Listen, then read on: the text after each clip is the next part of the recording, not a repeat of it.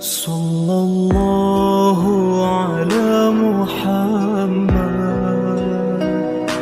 sallallahu alaihi wasallam, sallallahu ala Muhammad, sallallahu alaihi wasallam, sallallahu ala Muhammad, sallallahu alaihi wasallam, sallallahu ala Muhammad, sallallahu alaihi wasallam. Anta syamsun, anta badrun, anta nurun fawqa nuri. Anta syamsun, anta badrun, anta nurun fawqa nuri. Anta iksir wa qali. Assalamualaikum warahmatullahi wabarakatuh. Bismillahirrahmanirrahim. Alhamdulillahi rabbil alamin. Wassalatu wassalamu ala sayyidina Muhammad wa ala alihi wa sahbihi ajma'in. Allahumma salli afdhala salawatika ala asadi malukatika sayyidina Muhammad wa ala alihi wa sahbihi wa sallim. Adada ma'lumatika wa midada kalimatika kullama dhakaraka wa dhakarahu dhakirun wa ghafala an dhikrika wa dhikrihil ghafilun. Allahumma la ilma lana illa ma 'allamtana wa la fahma lana illa ma 'allamtana innaka antal alimul hakim. Allahumma harisna min dhulumatil wahmi wa akrimna binuril fahmi waftah lana abwaaba fadlika wa rahmatika wa ghazaini ilmika. Allahumma inna nas'aluka fahman nabiyyin wa hifdzal mursalin wa ilhamal malaikatil muqarrabin. Allahumma aghnina bil ilmi wa zayyinna bil hilmi wa akrimna bit taqwa wa jamilna bil afiyah ya arhamar rahimin amin ya rabbal alamin. Qala musannif hafizahullah wa mata'ana bihi wa bi ulumihi fid darain ila angkala salatu tatawwu'i. Alhamdulillah, kita melanjutkan kajian kita di dalam pembahasan tentang ilmu sholat. Dan telah kita kaji daripada rukun-rukun sholat, syarah sahnya sholat, serta apa saja yang membatalkan sholat, dan juga tentang sholat berjamaah, sholat Jumat. Lalu yang berikutnya adalah yaitu tentang sholat sunnah. Dijelaskan bahwa i'lam anna sholata afdalu ibadatil badani, bahwa ketahuilah sholat itu paling afdolnya ibadah badan. Jadi ibadah badan yang paling afdol itu adalah sholat. Sebagaimana ibadah bacaan yang paling afdol adalah membaca Al-Quran. Afdalu ibadati ummati tilawatil Quran. Dalam hadis bahwa paling afdolnya ibadah umatku adalah membaca Al-Quran. Ini ibadah bacaan. Namun ibadah badan yang paling afdal, yang paling tinggi, yang paling besar pahalanya itu adalah sholat. Lebih afdal daripada semua amalan badan yang lain. Wa farduha afdalul faraid wa nafluha afdalun nawafil. Ya, sehingga sholat fardu itu paling afdalnya ibadah fardu. Ibadah fardu, ibadah wajib yang paling afdal adalah sholat fardu. Sholat wajib itu yang paling besar pahalanya. Wa nafluha afdalun nawafil, dan sholat sunnah itu paling afdalnya ibadah sunnah. Jadi ibadah sunnah yang paling afdal itu adalah sholat sunnah. Wa fil hadits al-qudsi wa la yazalu 'abdi yataqarrabu ilayya bin nawafili hatta uhibbahu. Fa idza ahbabtuhu kuntu sam'ahu alladhi yasma'u bihi wa basarahu alladhi yabsiru bihi wa yadahu allati yabtishu biha wa rijluhu alladhi yamshi biha.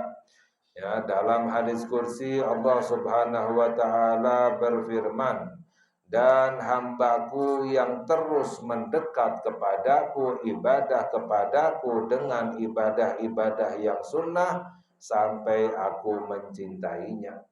Jadi cara untuk mendapatkan cintanya Allah adalah terus menambah ibadahnya dengan ibadah-ibadah yang sunnah. Memperbanyak ibadah-ibadah yang sunnah, ibadah wajib ya, itu yang paling utama, yang paling wajib. Jadi setelah menyelesaikan ibadah yang wajib itu ditambah dengan ibadah-ibadah yang sunnah. Itu cara untuk mendapatkan cintanya Allah Subhanahu wa taala. Wan nawafilu jawabiru lil faraid wa biha raf'ud darajat. Sedangkan ibadah sunnah itu faedahnya, manfaatnya, fadilahnya itu menambal kekurangan ibadah yang wajib. Jadi ibadah sunnah itu menambal kekurangan ibadah yang wajibnya, menambal sehingga menjadi sempurna. Sholat sunnah menambal ibadah sholat wajib yang kurang ya. Sedekah sunnah itu menambal zakat yang wajib yang kurang sempurna ya, istilahnya kurang sempurna ditambal ya dengan ibadah yang sunnah. Jadi orang yang tidak punya ibadah sunnah itu ibadah wajibnya tidak akan sempurna. Bahkan diriwayatkan di dalam hadis nanti awal ma yuhasab bihil abdu yaumil qiyamah as-shalah. Yang pertama dihisab nanti di hari kiamat adalah sholat ya. Kalau seandainya sholatnya kurang sempurna, tidak baik, maka Allah perintahkan untuk melihat apakah ada sholat sunnahnya. Kalau ada sholat sunnahnya, sehingga itu sholat wajibnya ditambal kekurangannya dengan sholat sunnah. Juga ibadah yang wajib yang lain jika ada kurangnya, Allah perintahkan untuk melihat apakah ada ibadah sunnahnya. Jika ada maka ditambal kekurangannya itu ya. Tapi kalau tidak ada maka ya mendapatkan ya hukuman dari Allah Subhanahu wa taala. Wa biha raf'ud darajat, dan juga ibadah sunnah itu yang mengangkat derajat ya di dalam surga ya, semakin tinggi di sisi Allah Subhanahu wa taala. Jadi ibadah wajib itu adalah kuncinya surga, untuk masuk ke dalam surga. Ibadah sunnah untuk menaikkan derajatnya. Ya, jadi harus punya kuncinya dulu ya, jalankan yang wajib lalu ditambah dengan ibadah yang sunnah agar semakin tinggi derajatnya di dalam surga. Dan juga para ulama menjelaskan manfaat daripada ibadah sunnah bisa mengganti ibadah wajib tapi nanti di hari kiamat. Maknanya misalnya ada orang yang pernah tertinggal sholat wajibnya namun lupa, tidak tahu ya, tidak sengaja, nanti di hari kiamatnya itu diganti dengan sholat sunnahnya, ibadah sunnah. Tapi kalau tahu ya atau sengaja wajib digodok. Kalau nggak digodok nggak bisa ditambal diganti dengan sholat sunnah. Ini kalau seandainya lupa sama sekali, nggak tahu ya, pernah meninggalkan sholat yang wajib misalnya, itu bisa digantikan dengan sholat sunnah. Wa salatun nafilati katsiratun ya, sedangkan sholat sunnah itu banyak ya, sholat sunnah itu banyak, Allah jadikan bermacam-macam ya. Jadi sholat sunnah itu banyak, ibadah-ibadah yang lain juga itu sangat banyak sekali. Apa hikmahnya Allah menjadikan sholat itu banyak, zikir itu banyak, amalan itu banyak, ibadah itu bermacam-macam? Hikmahnya apa? Karena manusia punya sifat bosan, ya, jenuh.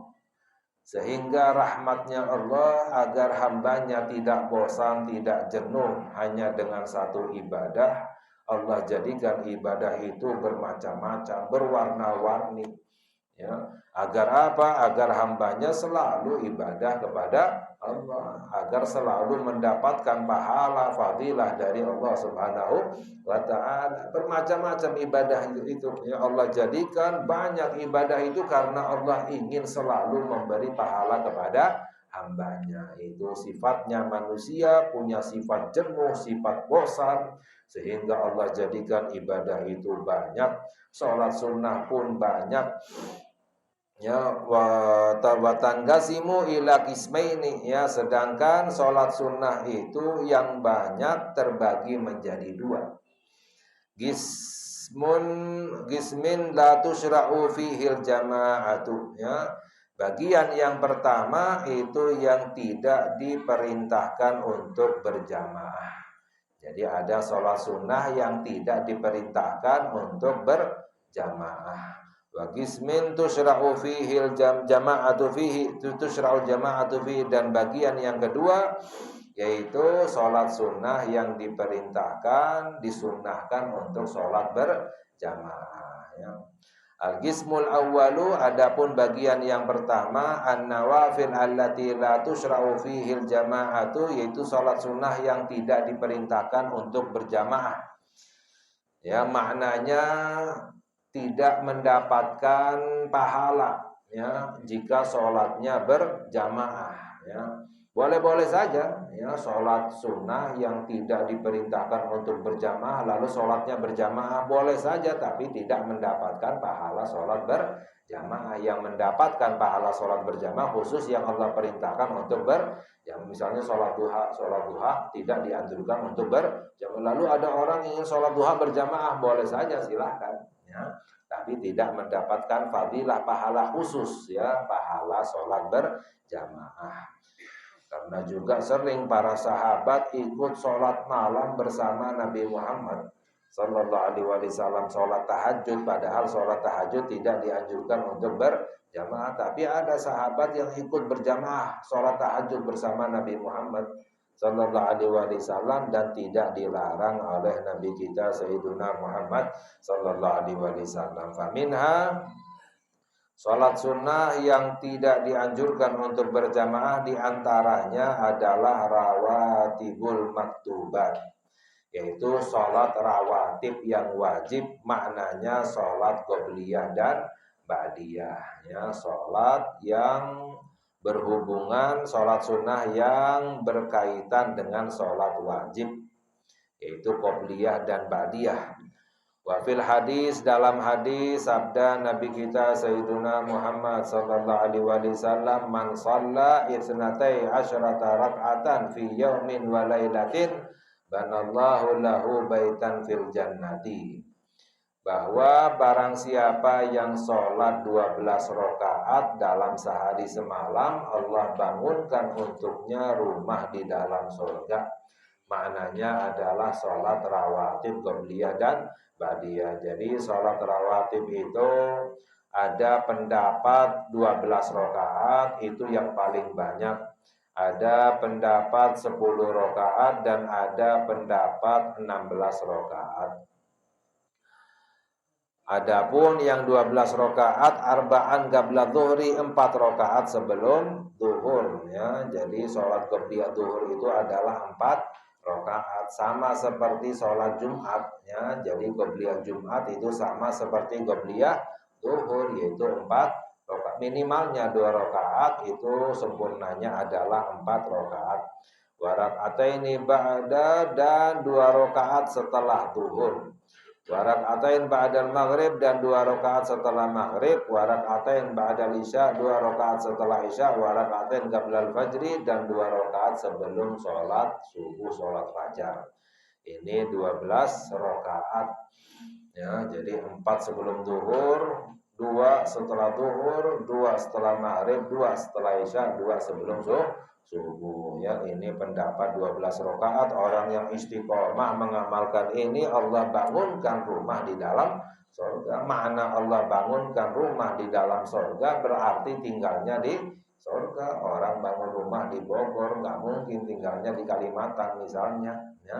Orang tinggalnya di Kalimantan, ya bangun rumahnya di Kalimantan, ya. Tinggalnya di Bogor, bangun rumahnya di Bogor. Orang dibangunkan rumah di surga, nggak mungkin tinggalnya di neraka. Ya, maknanya masuk ke dalam surga. Ya, ini orang yang istiqomah. Adapun pendapat 10 rakaat yaitu 2 rakaat sebelum zuhur, ya. Jadi sebelum zuhurnya 2, setelah zuhur 2, setelah maghrib 2, setelah isya 2, dan sebelum subuh 2, ya. 2 zuhur, jadi totalnya adalah 10 rakaat, ya. Adapun pendapat 16 rakaat ditambah sebelum asar 4 rakaat. Jadi 4 sebelum zuhur, 2 setelah zuhur, 4 sebelum asar. Ya, udah 10, ya. 2 setelah maghrib, 2 setelah isya, dan 2 sebelum subuh, 16 rakaat, ya. Lalu dijelaskan bahwa warawahu Muslim wa qala sallallahu alaihi wasallam man hafadha ala arba'in qabla dhuhri wa arba'in ba'daha harramahu Allahu 'alan nar. Dalam hadis bahwa sabda Nabi kita Sayyidina Muhammad sallallahu alaihi wasallam, barang siapa orang yang menjaga 4 rakaat sebelum zuhur dan 4 rakaat setelah zuhur. Jadi maksimalnya itu 4 sebelum zuhur, 4 setelah zuhur, ya. Barang siapa orang yang menjaga sholat sunnah 4 sebelum zuhur dan 4 setelah zuhur, ya, maka Allah haramkan jasadnya dari api neraka, ya, tidak akan tersentuh api neraka, ya. Jadi kalau maksimalnya itu banyak, ya, 4 sebelum zuhur, 4 setelah zuhur, 4 sebelum asar. Lalu nanti habis maghrib itu minimalnya 2 rakaat, ya, sempurna baiknya 6 rakaat. Ya, baiknya 6 rakaat. Rawa Abu dalam hadis bahwa barang siapa yang sholat setelah maghrib 6 rakaat, ya, dan tidak berbicara antara sholatnya itu dengan ucapan yang buruk, maka akan diberi pahala ibadah 12 tahun. Orang sholat setelah maghrib 6 rakaat mendapatkan pahala ibadah selama 12 tahun. Ya, hari ini sholat habis maghrib 6 rakaat seperti ibadah selama 12 tahun. Besoknya lagi 6 rakaat seperti ibadah selama 10 hari aja seperti ibadah 120 tahun.